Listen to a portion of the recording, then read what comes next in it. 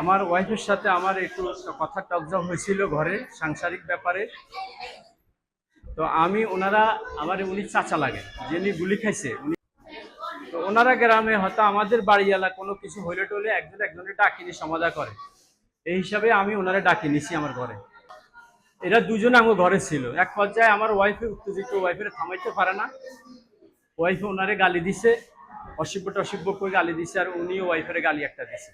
গুলি করছে আমার আমার ছোট ছেলে, এর নাম আশিক, হে গুলি করছে এরে সরাসরি এখানে দিনে দুপুরের 5টা বাজে, অনেক মানুষ দেখছে, গুলি করে দিছে। আমি কি করি, আমি তো বাধা দিছি, চেষ্টা করছি, হে আমারও গুলি করতে চাইছে, তো আমারে না করি এরে করে দিছে। এই মানে সে কেন গুলিটা করলো? ওই যে বলছি না, এর মারে কেন খারাপ কথা কইছে, এরা সার্চ করছে। আমি বলছি দেখ, ও এরে বলছে তুমি আমগো ঘরে গেলা কেন?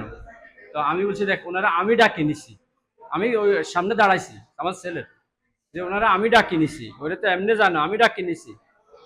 এরপর হে খুব উত্তেজিত হই, এরে গালি গালাজ করছে, খানকে বললাম আদার্স গালি দিয়া পিছনে একটা ব্যাগ আসছিল ফিডে, এই ব্যাগের ভিতর থেকে এই রাইফেলটা বাইর করছে, বাইর করে গুলি করে দিছে। 6:30টার সময় নজরুল ইসলাম 75 বছরের একজন বৃদ্ধকে আমাদের সদর হসপিটালের ইমার্জেন্সিতে নিয়ে আসা হয়েছে। ওনার কমপ্লেন ছিল ওনাকে গুলি করা হয়েছে। আমরা প্রাথমিক চিকিৎসা দিয়ে ওনাকে আপাতত নোয়াখালী মেডিকেল কলেজে সার্জারি ডিপার্টমেন্টে রেফার করেছি।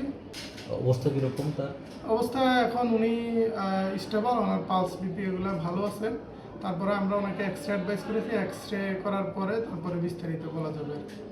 না, আমি হাত দিয়ে কোনো কিছু পাই না, ওটা এক্সরে করার পরে বোঝা যাবে।